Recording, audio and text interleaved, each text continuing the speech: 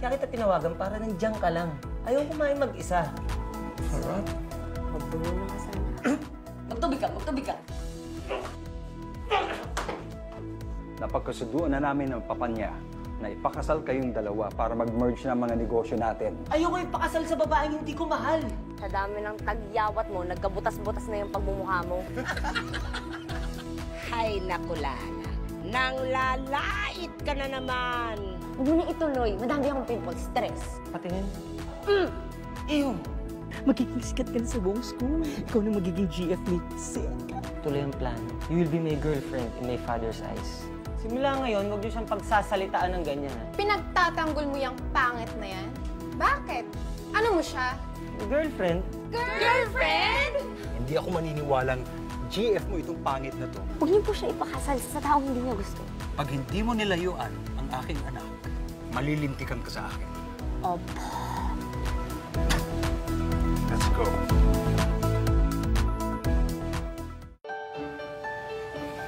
Thank you, Lala. Para saan? Sa pagpapanggap mo na girlfriend ko. Sa pagtanggol sa papa ko. Okay lang yun, Sik. Ginawa ko lang naman yun dahil may utang ako sa'yo, di ba? Okay. Hindi lang dahil may utang ako sa'yo. Pero, naaawa ako sa'yo. Sikip ng buhay mo. Oo nga eh. Akala ko sa telenovela lang, sa Wattpad, nangyayari itong mga to, pero pati pala sa totoong buhay. Anong plano mo? Paninindigan ko to.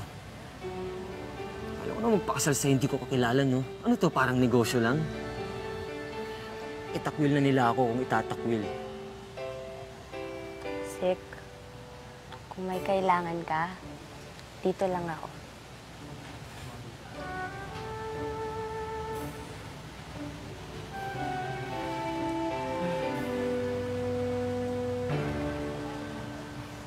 Order na ba tayo? Kain na tayo. Gutom na ako. Alam mo, Bex, mukhang umepekto yung plano natin kay Sik kagabi. Touch na touch siya. Alam mo, kung magpapatuloy kaming magkasabwat against his dad, tsak na, by the end of the month, true love niya na ako at mawawala ng sumpas sa pamamagitan ng halik. Eh, paano naman kung ikaw yung unang ma-in love? Ako, may in love sa katulad niyang laitero? Hindi, no? Pero, Bex, alam mo, nakakaawa yung buhay niya. Kalain mo yun? Papakasal ka sa ayaw mo? Nako ha. Hoy, dyan nagsisimula yan. Una, maaawa ka. Pagkatapos, may in love ka na. Bex, alalahanin mo, ang goal natin ay makapaghanap ng lalaking tunay na magmamahal sa'yo para mapawalang bisa yung sumpa na yan. Alam mo, ang dami-dami pang sinabi. Halika na, may quiz pa tayo. Wait. Arnie Sandoval, you may enter. Lala Lazaro, you cannot enter the class. Ha? Bakit naman po? Iha, wala pa bang nagsasabi sa'yo? You are expelled from this school. Expelled? Okay, umupo ka na, okay?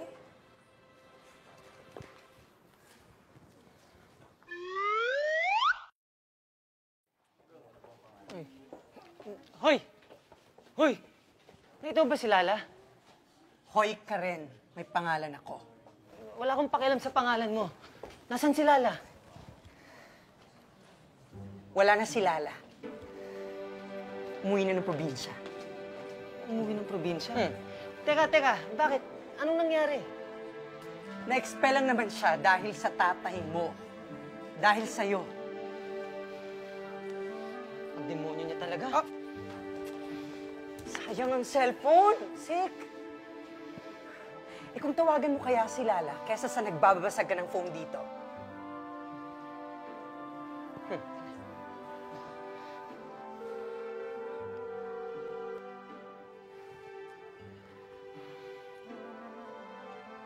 Hello? Hello, Lala? Hello, Sik? Nasaan ka? Bakit ka umalis na hindi nagpapaalam sa akin? Pina-expel ako ng daddy mo.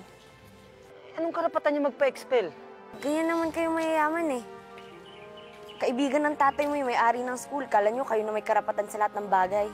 Pero paano na tayo? Anong tayo? Sik, wala namang tayo ah. I mean, yung kasunduan natin. Sik, kung ano man yung kasunduan natin, quits na tayo. Kung may utang man ako sa'yo, bayad na yun.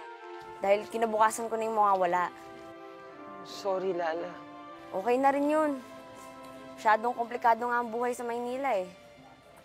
Mas magandang kasama ko na lang ang pamilya ko ngayon. At ikaw, kausapin mo ang papa mo. Sabihin mo, malaki ka na. At kaya mo na magdesisyon sa buhay mo. Mahal ka naman ng mga magulang mo eh. Ipaintindi mo sa kanila kung ano yung gusto mo. Lala, hindi ganun kadali yun. Kilala mo naman si Papa. Lahat ng gusto niya, yun yung nasusunod. But family is family. Kaya wag mo silang tatalikuran. Oh, paano na yan, Sik? Malulubat na yung phone ko. Kailangan ko na umalis. Salamat na lang din, ha. Nag-enjoy ako sa mga kalokohan mo. Bye, Sik. Lala! Lala!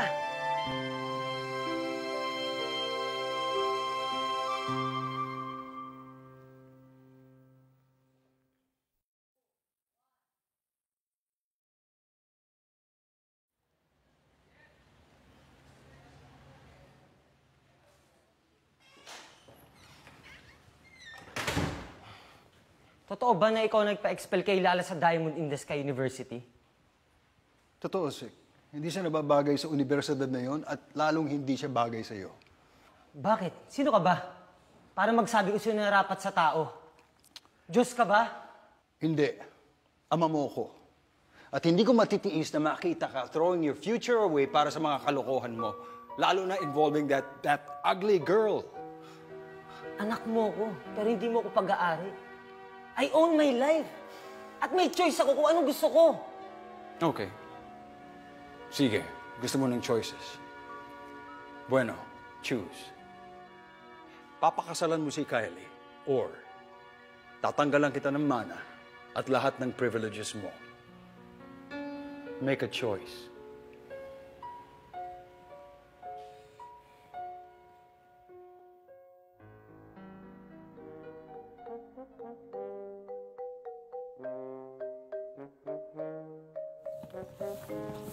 Nay! Ay, Nak! Nay!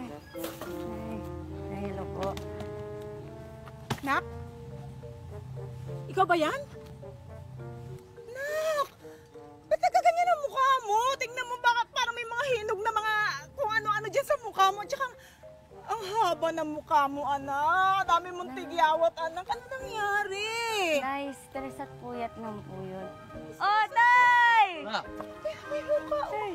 Menang, ano ka ba naman? Kadarating lang ng bata, ang dami mo napapansin. Anak, kamusta ba? Ba't napauwi ka? Nay, Tay, huwag po sana kayong magagalit sa sasabihin ko, ha?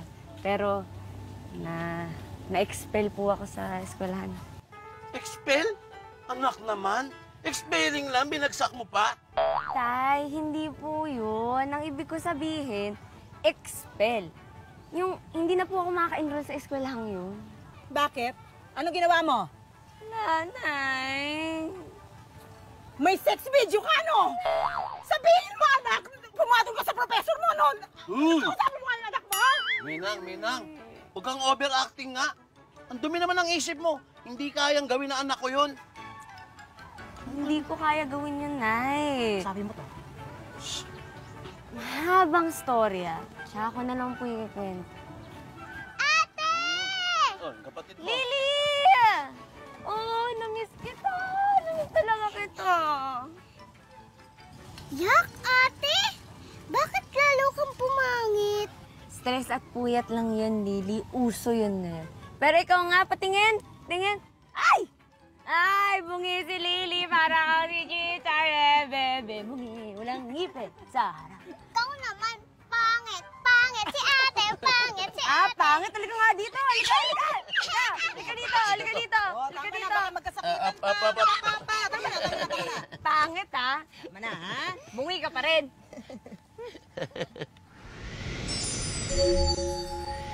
Ang sumpa!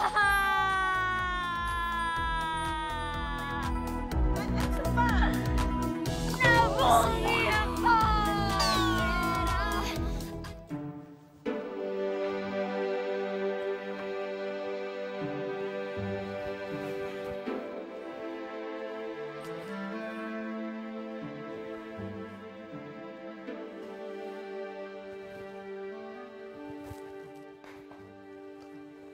to? Pulbos? Master Sig, bakit niyo po ginagawa yan? Dahil papalinis ko sa'yo to. At gusto ko, bumalik to sa kaputian niya. Maliwanag? Opo. Lala! Ayos, ha? Oh, ops! Ginagawa mo? Kakain. Di ba, ayaw mo kumain mag-isa, kaya tinawagan mo ko. Kaya na. Huwag mong galawin yan, ha? Oo nga, ayaw kumain mag-isa. Kaya kita tinawagan para nandiyan ka lang. Sige, don't worry. Ito yung ginawa ng tatay ko sa kalabaw namin nung naalunok siya ng boto.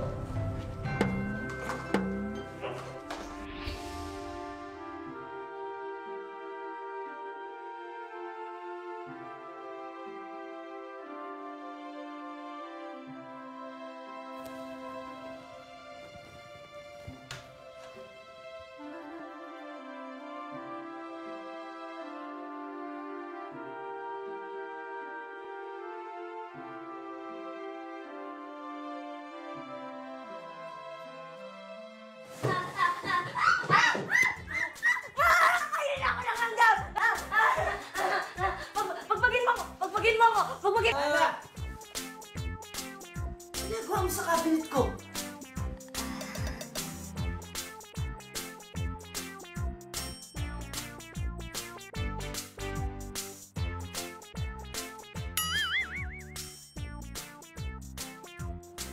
Bakit ko ba naiisip yung beast na yun? Yung pangit-pangit niya naman. Baho-baho pa ng hining. Nagayuma yata ako, ah.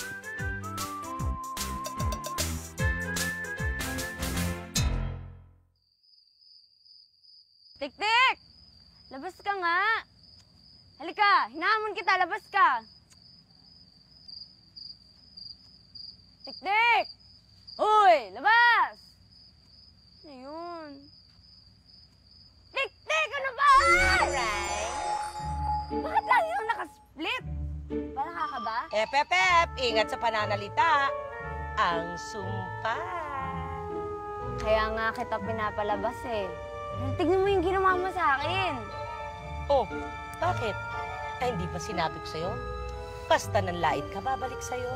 Hindi ko naman linait yung kapatid ko, ha. Lambingan lang kasi namin yung magtuksuhan. Wala bang amendment niyang sumpa mo? Wala. Pero yan mo na, pag nakahanap ka naman ng true love, mawawala yan. True love? Sa tingin mo, may magmamahal sa ganitong itsura? Bakit mo kasi ako sinumpa-sumpa? Ano bang masamang ginawa ko sa'yo? Alam mo kasi... Tik-tik! Wala pa rin yung anak mo. Saan ba nagpunta yun? Hanapin mo nga. Kaya mo pang hinahanap. Baka anong nangyari na dun eh. Kanina pa nga ako babalik. Di ulitin mo. Oh, nak! Saan ka ba nanggaling kanina ka ba namin hinahanap? Anak, okay ka lang ba? May sakit ka ba? Tay, naalala niyo po ba yung sinabi niyo sa akin na kahit anong mangyari, lagi akong magsabi ng totoo? Oo naman, naalala ko yun. Tay, sinunod ko nga. Hindi mabuti. Di ba nga, honesty is the best policy? Dahil sinunod ko, eto yung napala ko! Tinigyawat ka? Tinagyawat, humaba ang baba, bumaho ang hininga, nawalan ng ngipin. Lahat-lahat na ng kalait-lait pumunta na sa akin, Tay, dahil sinunod ko yung sinabi niyo. Nak, hindi ka namin maintindihan. Sinumpa nga kasi ako. Sinumpa? Nino? Paano? Bakit? Sige, paliwanag mo. Ganito kasi, Tay, upo tayo. Hindi maintindihan, nak eh. Ganito kasi, Tay. Nasa Maynila ako, pauwi ako ng school noon. Nakasalubong akong pulube. Tapos, hindi naman siya payat na pulube. Tapos nangihingi pa ako na ng panlimos.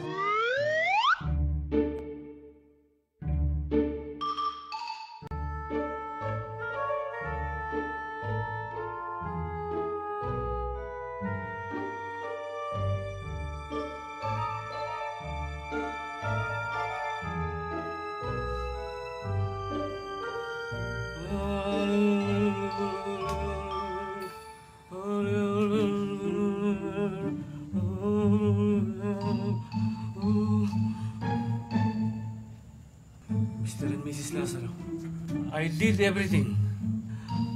But your daughter's condition is different. I cannot do anything anymore. But, Doctor...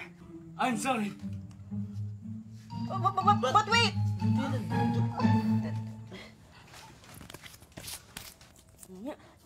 Yan! Ha? Nay! Tigilan na natin to! Doktor, kwak-kwak lang naman yung albularyo yun eh! Sige na, tanggap ko na! Isa na akong sinumpa! Hindi mawawala yung sumpang to dahil walang true love! Nak! What happened? I was just saying, come again?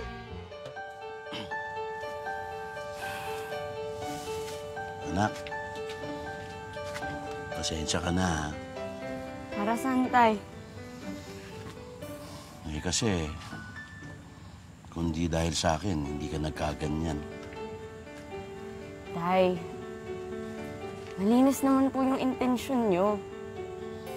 Kasalanan ko rin naman siguro to dahil kahit anong kung nakakasakit na ako ng tao sa pagsasabi ko ng totoo, hindi ko mapigilan yung sarili ko. Anak, ano bang magagawa ko para matulungan kita? Tay, wala ka na pong magagawa kasi true love lang po ang makakatanggal ng sumpang to. Wala namang true love eh. Ito na ako. Meron. Kami ng kapatid mo, ng nanay mo. Oo, Tay. Alam ko yun. True love niyo ako. Pero ang ibig ko sabihin yung parang kay Cinderella. Meron bang ganun, Tay?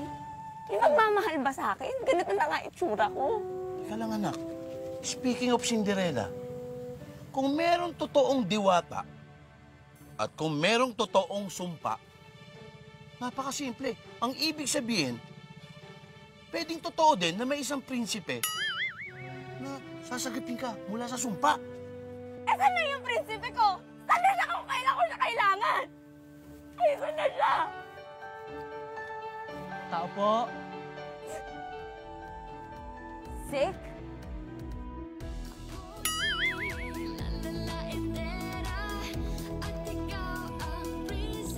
Nandiyan ngayon si Sik sa inyo? Sandali ka pa lang dito sa probinsya namin. Dali mo matuto. Totoo naman ah. Yung legs nga niya sakang. May kontrabidang dumating. Emily ang pangalan, umuora-ora kay Sik. Bex! Sakang na ako! Siya na talaga yung lalaking makapagkulang bisa ng sumpa. Naku, halikan mo na, halikan mo na. Halikan mo na. Hanggang ngayon naniniwala ka pa sa sumpa. Ang weirdo mo. Bitawan mo nga. Pagsilosin mo siya. Halika na, Lala. Masyado nang malaswayan. May problema ba, pare? Bakit ba kasing mahal ko yung babaeng yun? Halikan mo na lang si Lala. Huwag ka nang mag-isip. Kiss the girl. Pag nahalikan ka ni Si, mawawala ang sumpa. Pero, mawawala din ang alaala niya sa'yo. Lala, I don't care kung isinumpa ka. O kung nasisiraan ka na ng ulo. Lala, mahal na kita.